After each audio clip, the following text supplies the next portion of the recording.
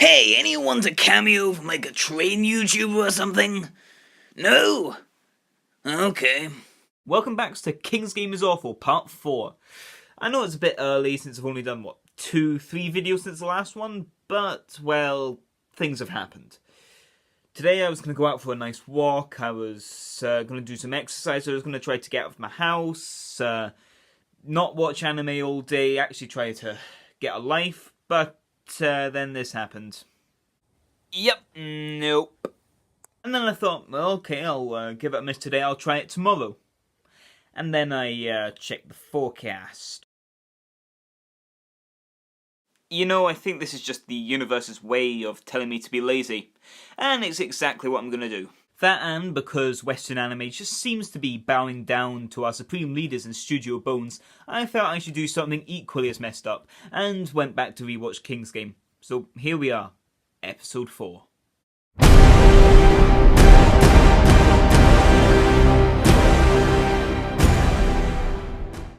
So, Kenta, Nobaki and Mizuki arrive at Yonkai Village.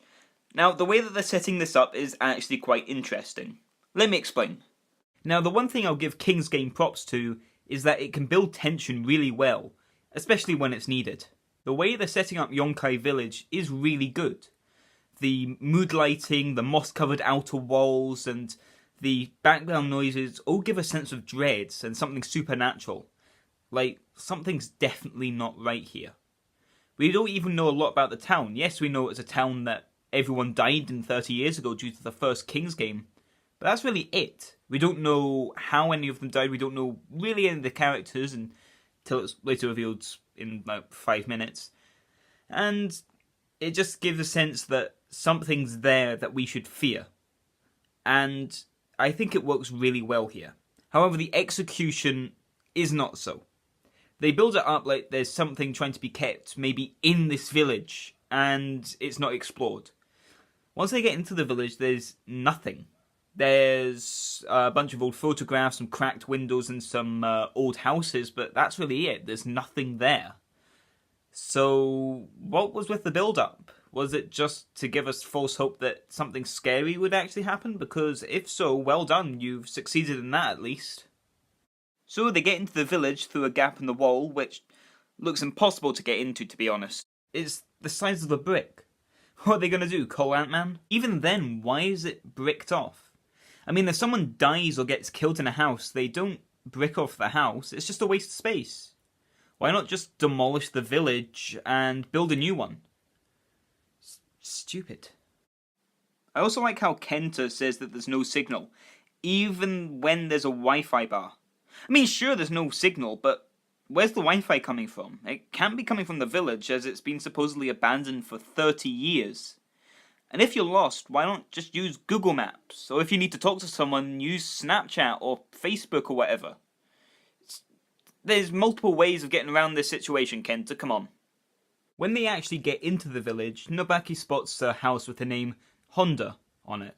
Honda being the last name of Chemi and Natsuko. When he walks through the house, he sees a picture of Chemi with her dad. Now, this is in a house that's been abandoned for 30 years.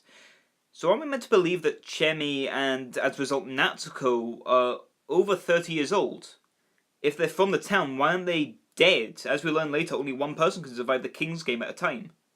If everyone else in the town died, why aren't Chemi and Natsuko more well known? I think the survivors of a massacre would be more well known in the eyes of the public. What makes it even more confusing is that the dad has left a note for Chemi. But if Chemi and her dad were together, as seen in that picture, what was the point? Like, was that taken after he found them? Or what, did he just leave it there to remind himself, oh, I've got a daughter. That's cool. Oh no, I'm dying. That stuff, it honestly makes no sense, and it's probably one of the more confusing parts of the entire series. Outside, Kenta and Mizuki are wondering how Nobaki's doing inside. I mean, just yell. I mean, he's in the house. It looks like it's got pretty thin walls. I think if you yell and he answers, I think you'll know he's fine. Mizuki confesses her love to Kenta. That's a bit of a sweet scene. That's quite nice. We've kind of seen their relationship grow a bit in the course of the series. That's nice. Mizuki then tells Kenta to make their love eternal by dying with her. Okay, tip 20 in getting your crush to date you. Okay. Confess love and then ask to do double suicide together. Seems legit. Now, after this slightly strange proposition, Mizuki makes a ton of innuendos. And if you know me, then you know that I find almost every single dirty joke hilarious. So this is going to be fun to get through. Phrasing.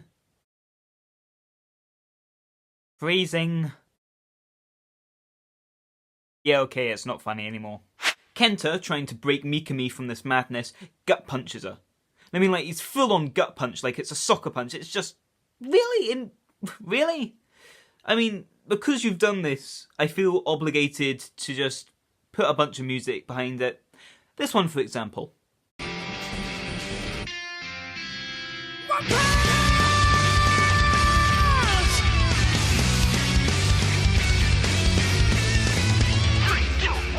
You get the idea. Yeah, don't you know that people die when they are killed? Now, if you remember at the start of the series, Mizuki and Kenta both had orders. Mizuki was to text 2 people in her class and write die, and the people they send it to dies. And Kenta was to protect Mizuki. So that means that if Mizuki dies, technically Kenta's failed and he will die. So that happens. Yeah, it's nothing to say they die together and it's sad and everything, but you were in it for 7 episodes, and even then it was 4. If we had more time knowing the characters, then we'd feel sadder for them. But because you're doing this mid-season death about characters we've only had about an hour's worth of screen time with, it's not really sad. I mean, take Light's death from Death Note, or Lelouch's death from Code Geass. They were sad because we actually knew the characters, because we had spent time with them, because we had followed them through this adventure. You can't do that with a character that you've only just met. That's another problem with King's Game, is that you're introduced to these characters and you're meant to feel sad when they die. It doesn't work that way. You can't randomly say, here's a generic anime character, oh no, he's dead, feel sad. It doesn't work that way. Nobaki then gets a call from Natsuko, telling him to come back to the town where everyone else is for the next task, since apparently it's a group activity.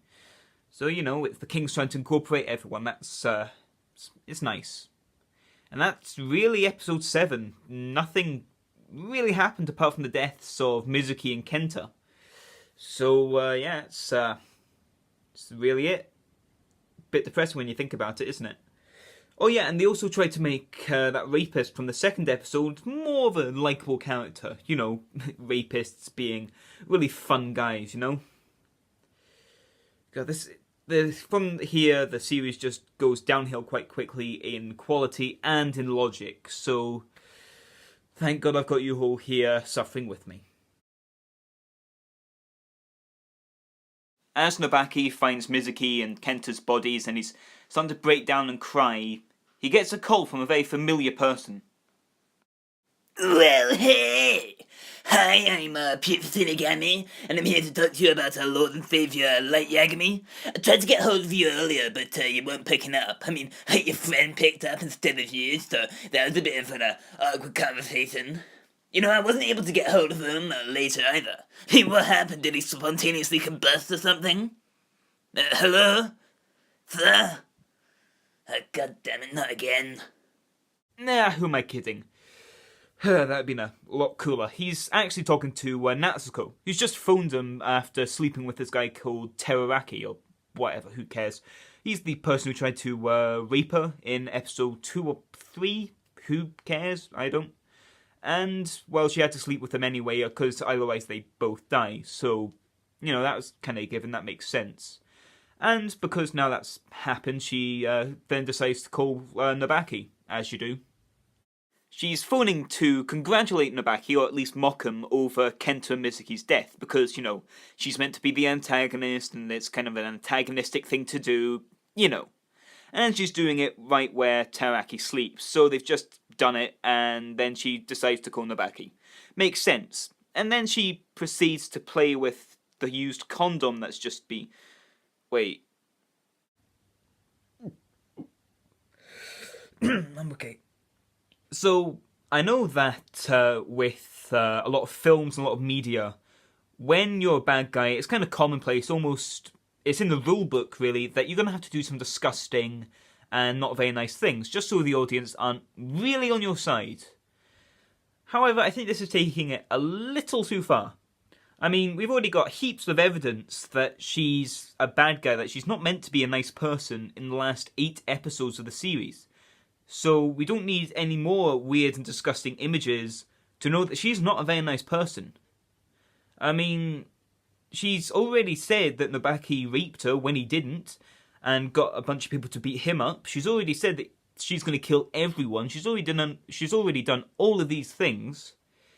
We don't need any more evidence that she's not very nice.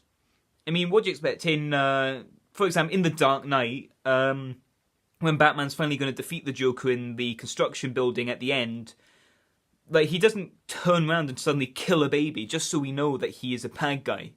Or in Star Wars, like Darth Vader in the final fight in the throne room, he's not going to turn around and say a racial slur just so we know that he's not a nice person. Or if he's going to kill some kids in... Oh, wait.